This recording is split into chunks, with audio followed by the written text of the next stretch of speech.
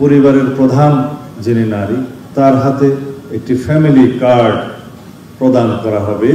প্রাথমিকভাবে আমরা 50 লক্ষ পরিবারকে চিহ্নিত নারী সমাজকে পিছিয়ে পড়া জনগোষ্ঠীর মধ্যে ধরা হয়, যার কারণে আইন কানুন এবং সাংবিধানিকভাবে নারী সমাজকে এগিয়ে নিয়ে যাওয়ার জন্য কিছু সুরক্ষা দেয়া হয়ে থাকে, কিছু রিজার্ভেশন থাকে।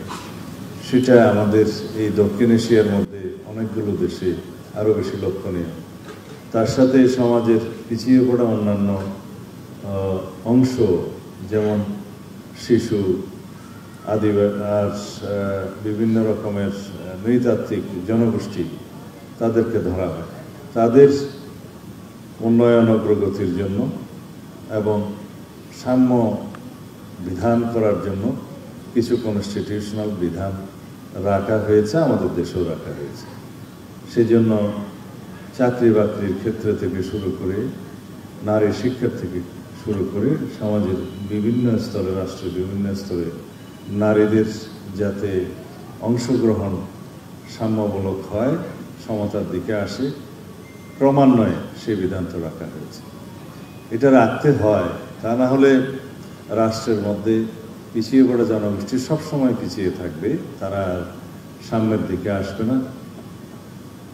সেই জন্য নারী অগ্রগতির দিকে লক্ষ্য রেখে আমাদের দলের প্রতিষ্ঠাতা শহীদ রাষ্ট্রপতি জিয়াউর রহমান প্রথমেই জাতীয়তাবাদী মহিলা দল সৃষ্টির সাথে সাথে নারী ও শিশু মন্ত্রণালয় সৃজন করেন রাষ্ট্রীয়ভাবে, এবং রাষ্ট্রে নারীদের অংশগ্রহণ বৃদ্ধি পেতে থাকে।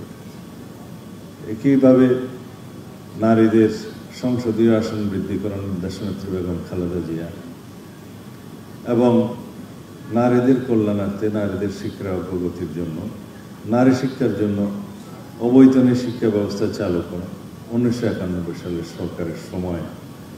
সেই শিক্ষা অবৈতনিক তো বটেই এবং বৃত্তিমূলক আরও অন্যান্য সহযোগিতার মধ্যে প্রায় আমরা ইন্টারমিডিয়েট পর্যায় পর্যন্ত, দ্বাদশ শ্রেণী পর্যন্ত উন্নীত করা হয়েছে। সেই হিসাবে নারীর অগ্রগতির জন্য বাংলাদেশ জাতীয়তাবাদী দলের যে ভূমিকা, শহীদ রাষ্ট্রপতি জিয়াউর রহমান এবং দেশনেত্রী বেগম খালেদা জিয়ার যে অবদান, সেটা অনস্বীকার্য বাংলাদেশের ইতিহাসে। আমাদের বর্তমান পরিকল্পনায় কি আছে?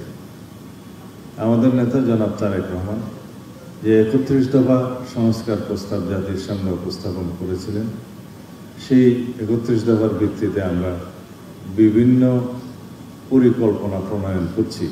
এক একটি দফার নিরিখে আমরা সুদীর্ঘ কর্মপরিকল্পনা প্রণয়ন করছি, যেগুলোর ভিত্তিতে জাতীয়ভাবে কর্মসূচি প্রণয়ন করা হবে, প্রকল্প প্রণয়ন করা হবে, সেটা বাস্তবায়ন করা হবে। সেটা আমরা এখনই উন্মুক্ত করেছি। নারীদের ক্ষেত্রে আমরা যেটা বলেছি যে পরিবারের প্রধান যিনি নারী তার হাতে একটি ফ্যামিলি কার্ড প্রদান করা হবে, যাতে প্রাথমিকভাবে আমরা 50 লক্ষ পরিবারকে চিহ্নিত করে তাদেরকে দারিদ্র্য সীমার ঊর্ধ্বে যাতে তোলা যায় এবং তার অর্থনৈতিক এবং সামাজিক অবস্থার উন্নীতকরণের মধ্য দিয়ে তার পরিবারের শিক্ষার হার বাড়বে, তার পরিবারের সমৃদ্ধি বাড়বে। এটা আমাদের একটা বাস্তবায়ন। বাংলাদেশের অর্থনৈতিক এবং সামাজিক প্রেক্ষিতে এই সহায়তা বিধানের জন্য আমরা 31 দফার আলোকে সেই কর্মসূচি প্রণয়ন করছি। সবার জন্য স্বাস্থ্য, এই হেলথ কার্ড প্রণয়নের মধ্য দিয়ে তারাই আগে প্রাধিকার পাবে যাদের আর্থিক অবস্থা যাদের সংকটজনক।